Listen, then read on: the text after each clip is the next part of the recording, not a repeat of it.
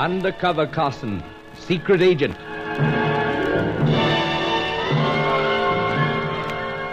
Operation Deathray, an assignment in Rio.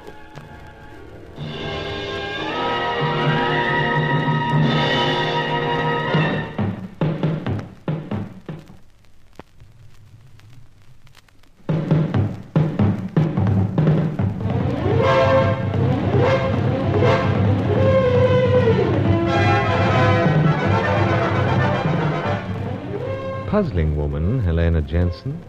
Willowy, blonde, cool, poised, outwardly brittle. Yet I couldn't help feeling that I had yet to meet the real Helena Jensen. There was something in her manner that made me feel she was speaking the truth when she said she hadn't drugged the cocktail at my hotel suite. That meant it was either the fashion model, Paquita Riffio, or the adorable French-Italian dancer, Fay Corelli. I had some time to put in before the vital rendezvous with the former flyer, Carl Schmidt, so I looked up Fay.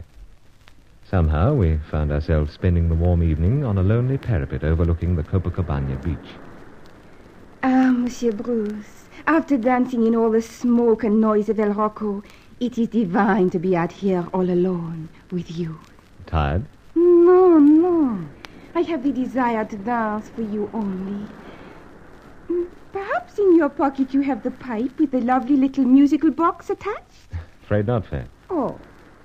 But you have the pipes with you, I know. How so? Monsieur Bruce, I feel them. Oh, of course.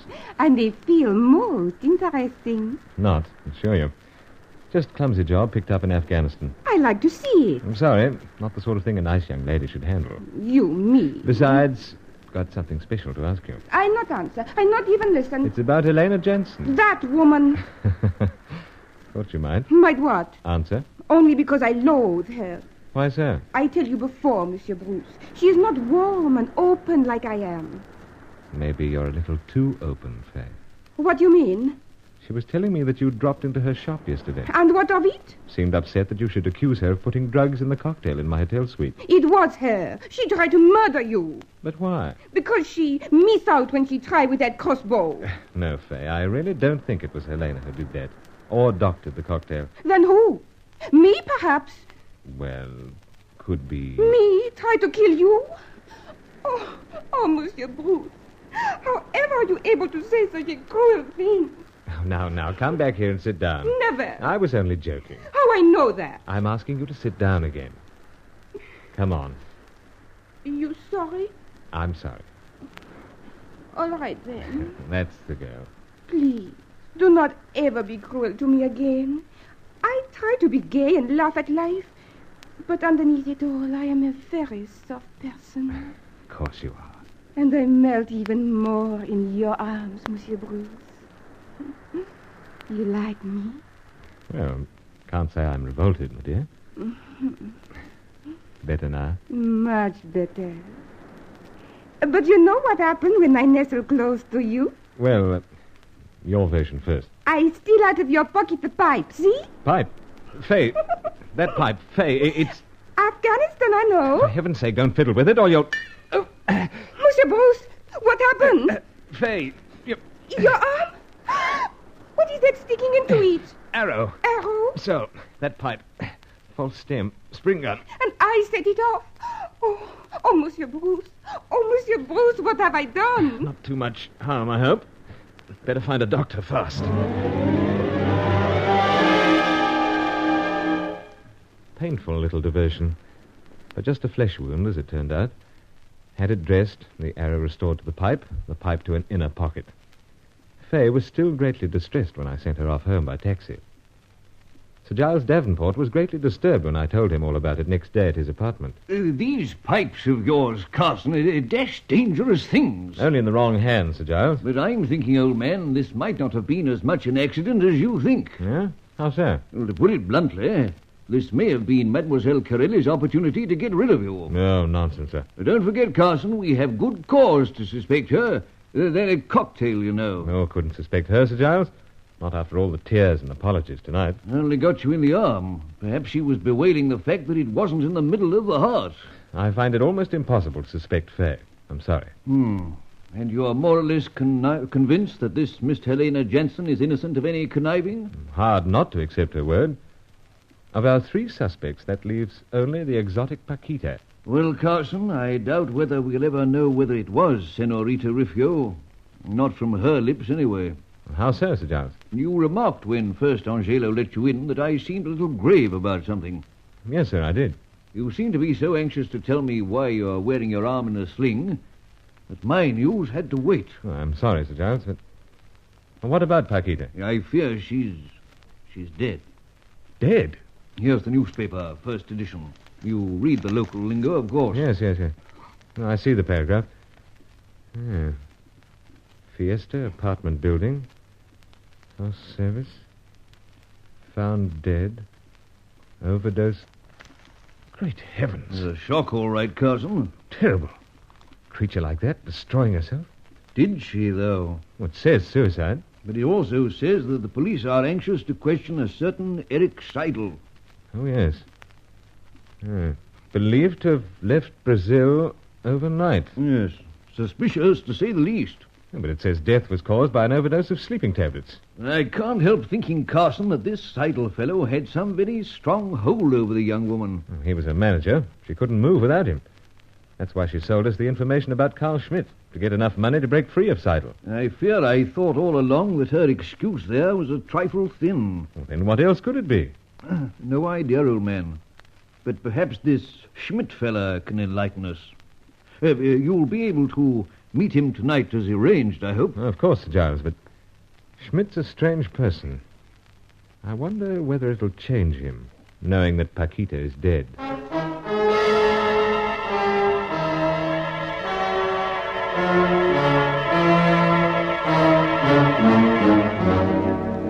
There was a pale lantern hanging outside the backstreet cafe. Wasn't much brighter inside. No sign of Carl Schmidt at first, so I waited, and I knew Sir Giles' servant, Angelo, was waiting and watching outside. A tense hour went by, and then Schmidt appeared, still disguised by the beard dyed black. He sat down heavily. He seemed deaf to my greeting. But when at last he did speak, he answered many things for me. I have been thinking, Herr Carson. Forgive me. Take time. All night yet? No. Now I am anxious to talk. You will tell me this. How was it that you discovered where to find me? Well, from your former wife. My late wife. So you know she's dead.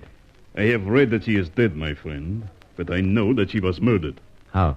In what precise manner, I cannot tell. But you may take it as certain that it was arranged by Eric Seidel. He swore that she would die if ever she attempted to leave him. But Seidel was only her manager. Yeah. But in what business did he manage her? Can you answer that? Fashion modeling. It wasn't, eh? No, Herr Carson. It was a convenient disguise. To what? Peddling in drugs. Drugs? Yeah. In exchange for that service, he set her up in an apartment and with such clothing and jewelry as he desired. But very little in the way of money. She wanted money to break free of him. Yeah, she had no chance. Poor girl. And she had little chance to save any of that money. How so? I demanded every cruziro of her. And how were you in a position to make such a demand? I knew of this drug traffic in which she was engaged. And unless she paid me money by which to fumble my way through this underground world, then I would expose her. I see. But do you see the kind of person that I am, Herr Carson? Living off a woman who is living in fear, disguising myself. Because as a man called Carl Schmidt, I was guilty of many crimes. You are aware how I came to this part of the world? Believe so. You flew out a number of European scientists in 1945. All men formally engaged on a secret project. A Deathray. Yeah. And you know, perhaps, that I plunged into the gay life of the capital, married a beautiful Paquita, lived beyond my means, and so lost her? So? I am 33, Herr Carson.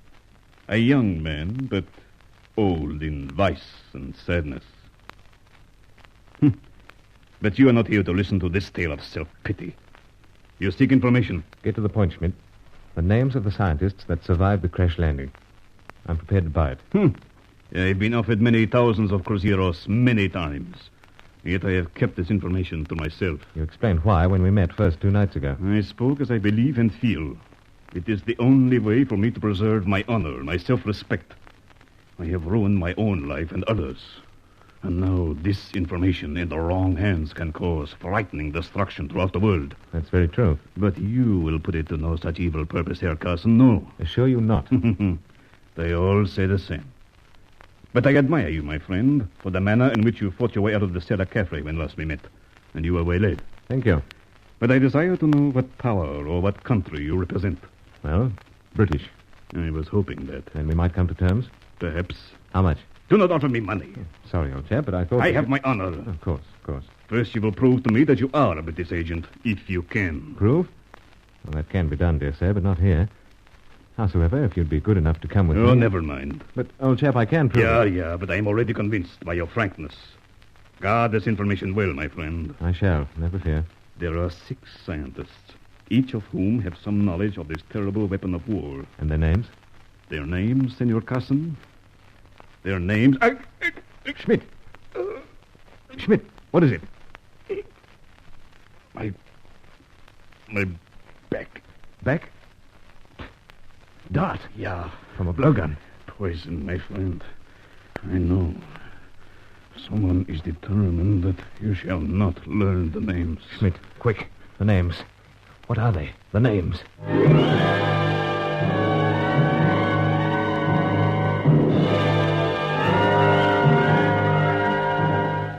One didn't need to have an expert knowledge of lethal weapons to realize that the unfortunate Carl Schmidt had only seconds to live. He was struggling to speak. Could he live long enough to give me those names so vital to the secret of Operation Deathray?